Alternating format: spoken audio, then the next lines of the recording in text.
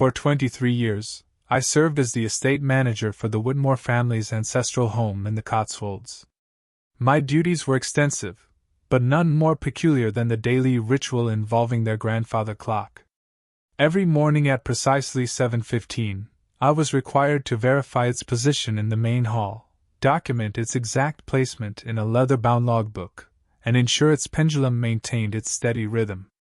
The clock itself was a magnificent piece from 1857, crafted by Thomas Whitmore's great-grandfather during the height of the family's textile fortune. Standing nearly 8 feet tall, its mahogany case bore intricate carvings of ivy and ravens, while its brass face displayed not only the time but phases of the moon. Mrs. Eleanor Whitmore, the current matriarch, insisted this timepiece was the heart of the estate's prosperity. "Guard it as you would your own life, Harrison," she told me on my first day.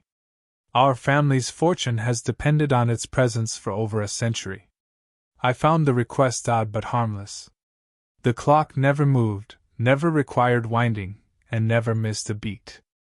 Its position remained constant, 3 feet from the grand staircase, facing the main entrance, perfectly aligned with the Persian rug's central medallion. Until the morning I discovered it in the conservatory. The conservatory had been sealed since 1994 following a structural collapse. No keys existed for its doors, no passages led inside, and the windows remained permanently shuttered. Yet there stood the Whitmore clock, positioned precisely where the morning sun would have struck it, ticking as steadily as ever. I stood frozen in the main hall, staring at the empty space where the clock had resided for over 2 decades.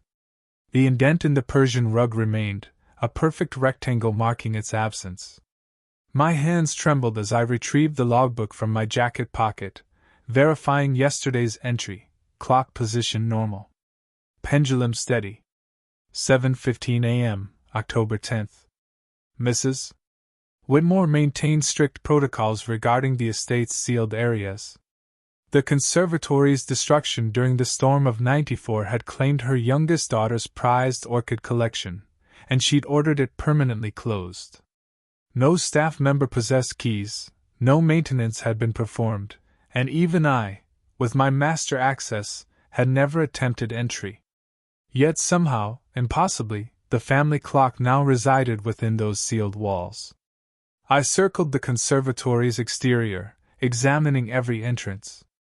The main doors bore heavy chains secured with locks I'd never seen opened. The service entrance remained barricaded behind oak panels installed decades ago. Even the upper-level windows showed no signs of disturbance, their shutters locked tight with rust-seized latches. Through a hairline crack in one shutter, I glimpsed the clock's familiar silhouette. Afternoon light filtered through damaged glass panels, illuminating the timepiece's brass face. Its pendulum swung with mechanical precision, each tick echoing through the abandoned space. Mrs. Whitmore had departed for London 3 days prior, leaving explicit instructions about maintaining the clock's position. She would return tomorrow expecting everything exactly as she'd left it. The impossibility of the situation pressed against my rational mind like a physical weight. How does one explain the unexplainable to Eleanor Whitmore? That evening, I contacted the estate's original architect, hoping blueprints might reveal hidden passages or forgotten access routes.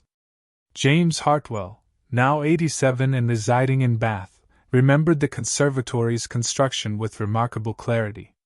Sealed tight as a tomb after the storm, he confirmed over the telephone. Mrs. Whitmore insisted on it. We bricked up the service corridor, chained the main entrance, and removed the staircase connecting to the upper level. Nothing larger than a mouse could enter that space. His words offered no comfort.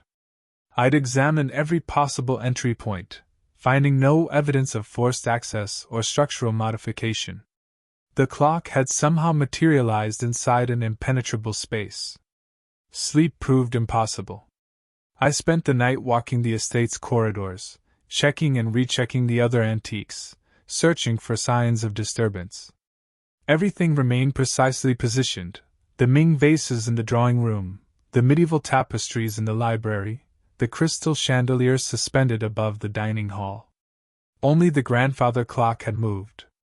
At 3:37 in the morning, I heard it chime. The sound echoed through the house with crystalline clarity, 4 deliberate strikes marking the half-hour. But according to the estate's other timepieces, the hour was 3:37, not 3:30. The clock had always maintained perfect accuracy, synchronized with Greenwich Mean Time through some mysterious internal mechanism. Now it chimed incorrectly, as if operating according to different rules.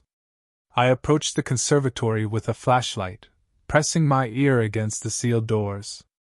The ticking continued, steady and hypnotic, counting moments in a space where time shouldn't exist. Mrs.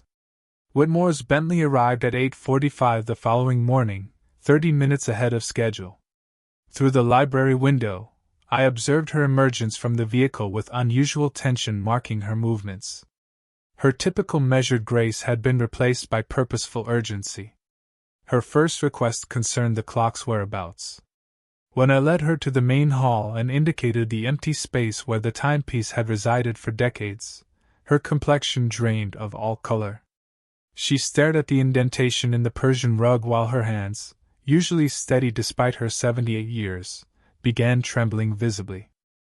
Her whispered questions revealed knowledge I hadn't expected. She inquired about timing, about discovery, about duration. When I explained finding the clock in the sealed conservatory, her breathing became shallow and rapid. She murmured something about premature timing, about insufficient preparation.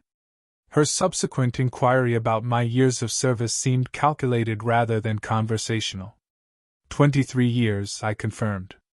She asked whether I had ever questioned the family's traditions, their particular requirements. The weight behind her question suggested depths I had never considered. Her explanation chilled me more than the morning air. The clock's placement had never been arbitrary decoration but necessary protection. Its movement indicated something she called the family debt approaching maturity. Her cryptic phrasing carried implications that pressed against my understanding like physical weight. Standing in that familiar hallway, surrounded by decades of routine, I realized how little I had truly understood about the Whitmore family's carefully maintained traditions. The grandfather clock's displacement represented something far more significant than simple household disruption. Mrs. Whitmore insisted on immediate inspection of the conservatory. When I produced the maintenance keys, she dismissed them with quiet authority, claiming knowledge of alternative access. Her certainty unsettled me more than the clock's impossible relocation. She guided me through passages that had escaped my notice despite decades of estate management. A tapestry in the east wing concealed the corridor barely wide enough for single-file passage. The walls displayed rough stone construction predating the main house by considerable years. According to Mrs. Whitmore's explanation, these passages originated in 1849. Commissioned by her great-great-grandfather who had understood the importance of discreet movement throughout the estate. His foresight suggested planning for circumstances I could not imagine. The passage terminated at a wooden door set flush with the conservatory's foundation. Mrs. Whitmore produced an ornate brass key, its surface blackened by age, from her coat pocket. Despite decades of apparent disuse, the lock mechanism operated smoothly. We emerged behind the conservatory's collapsed section, where damaged beams created natural concealment. The grandfather clock occupied the room's precise center, its pendulum catching fragmentary sunlight through broken glass panels. Mrs. Whitmore's whispered observations revealed disturbing knowledge. The clock possessed awareness, somehow recognizing significant anniversaries. Her next revelation destroyed my understanding of Sarah Whitmore's fate. The young woman had not perished in the storm damage of 1994 but had been claimed as payment for the family's continued prosperity. The timepiece's movement marked 50-year intervals, each cycle demanding tribute from whatever force had been awakened when the clock first received winding in 1857. Mrs. Whitmore's revelation about Sarah's true fate struck me with devastating force. The young woman I had mourned at 22 had not died accidentally in structural collapse, but had been deliberately sacrificed. The closed casket funeral, the immediate sealing of the conservatory, Mrs. Whitmore's subsequent prohibition against entering the damaged space, all assumed sinister new meaning. Each generation bore the burden of this supernatural debt. The clock selected family members according to unknown criteria, summoning them to the conservatory when their predetermined time arrived. Sarah had been chosen 50 years after her predecessor, continuing an unbroken cycle of familial sacrifice. My decades of faithful service had earned me this terrible knowledge, Mrs. Whitmore explained, because I deserved understanding before whatever approach reached completion. Her incomplete sentence carried ominous implications about my own involvement in upcoming events. The timepiece itself had begun displaying impossible behavior. Its hands now pointed to midnight despite the morning hour, both positioned at 12 in perfect alignment. As we observed, the minute hand commenced backward movement, counting down rather than maintaining forward progression. Mrs. Whitmore recognized this mechanical transformation as the commencement of selection processes. The current generation included her grandson Marcus at 25 and granddaughter Claire at 23, both scheduled to arrive for autumn holidays the following day. My suggestion about warning the potential victims prompted bitter laughter from Mrs. Whitmore. According to her understanding, no escape existed from supernatural choices already initiated. The grandfather clock had identified its next sacrifice, and 50 years of accumulated debt would soon require payment through blood and anguish. That evening, I researched the Whitmore family genealogy with newfound urgency. The estate's library contained detailed records spanning 3 centuries, including obituaries, birth certificates, and photographs dating back to the clock's installation. What I discovered confirmed Mrs. Whitmore's horrifying claims. Every 50 years, precisely, one family member had died under mysterious circumstances. Thomas Whitmore in 1944, aged 24, found drowned in the estate's ornamental pond despite being an accomplished swimmer. Elizabeth Whitmore in 1894, 26 years old, discovered lifeless in her bedroom with no apparent cause of death. The pattern extended backward through generations, each death occurring exactly 50 years after the previous sacrifice. The newspaper clippings described these incidents as tragic accidents or unexplained natural deaths. Coroners found no evidence of foul play, families mourned their losses, and life continued. But the timing was too precise, too consistent to be coincidental. Photographs from each era showed the grandfather clock in different locations throughout the house. In 1894, it stood in the library during Elizabeth's final week. In 1944, kitchen staff had reported finding it mysteriously relocated to the morning room where Thomas took his daily breakfast. Each relocation preceded a death by exactly 7 days. Sarah's death in 1994 followed this same pattern. According to my calculations, the clock had appeared in the conservatory 1 week before the supposed storm damage that claimed her life. Now it occupied the conservatory again, its countdown mechanism activated, its selection process initiated. Marcus and Claire would arrive tomorrow morning, unaware they were entering a supernatural trap that had claimed their family members for over a century. Sleep proved impossible that night. I wandered the estate's corridors, checking every room for signs of additional supernatural disturbance. The house felt different somehow, charged with anticipation that made my skin crawl. Shadows lingered longer than they should, and familiar sounds carried unfamiliar undertones. At precisely 2:37 in the morning, I heard footsteps in the conservatory. The sound was unmistakable, measured paces across wooden flooring, circling the grandfather clock with deliberate precision. I approached the sealed doors with trembling hands, pressing my ear against the cold metal. The footsteps continued, accompanied by a low humming that matched the clock's rhythmic ticking. Through the hairline crack in the shutter, I glimpsed movement within the abandoned space. A figure moved through the shadows, tall and indistinct, pausing occasionally before the timepiece as if inspecting its mechanism. The shape possessed no clear features, existing more as concentrated darkness than physical form. The humming ceased abruptly. The footsteps stopped. Then, impossibly, the figure turned toward my observation point and raised what might have been a hand in acknowledgement. Cold terror flooded my system as I stumbled backward from the conservatory wall. When I returned to the crack 5 minutes later, the space appeared empty. Only the grandfather clock remained visible, its pendulum swinging steadily through dusty moonbeams.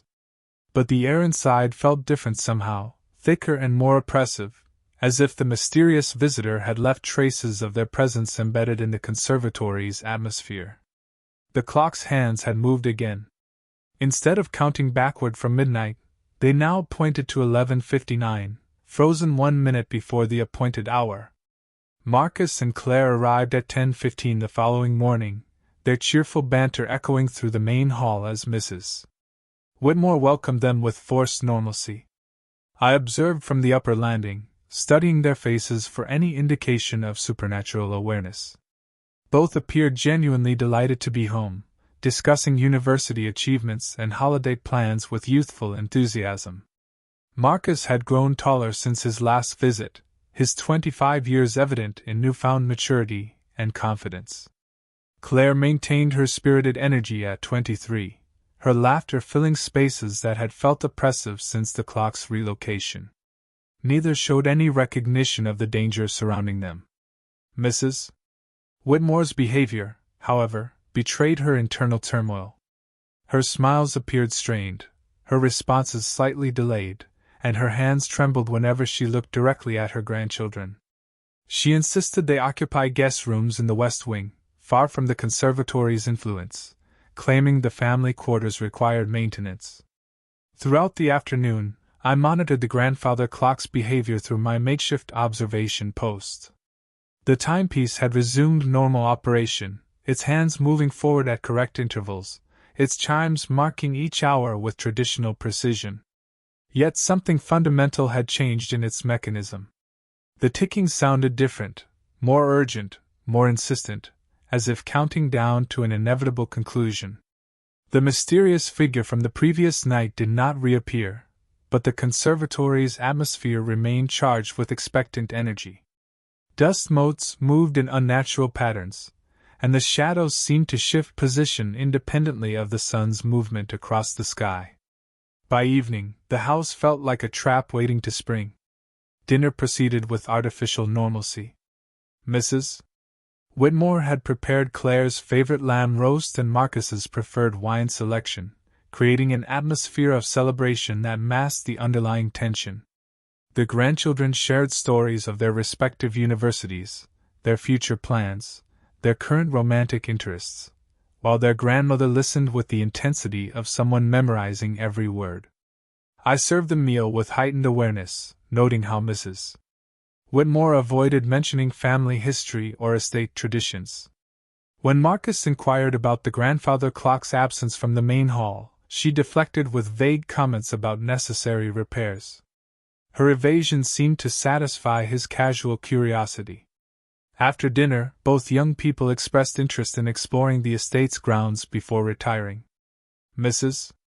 Whitmore encouraged outdoor activities with unusual enthusiasm, suggesting lengthy walks and extended visits to the stable buildings. Her eagerness to keep them away from the house's interior became increasingly apparent. As they departed for their evening stroll, I noticed Claire pause at the sealed conservatory doors. She studied the heavy chains and weathered padlocks with curious attention, running her fingers along the metal barriers. When Marcus called her name, she seemed reluctant to leave, glancing backward twice before joining him on the garden path. The grandfather clock chimed 9 times that evening, each strike reverberating through the house with unusual resonance. From my position in the library, I counted the chimes carefully. 9 strikes at 9 o'clock should have felt routine.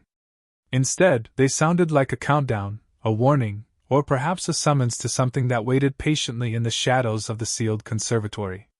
That night, I maintained vigilance from the library window overlooking the estate grounds.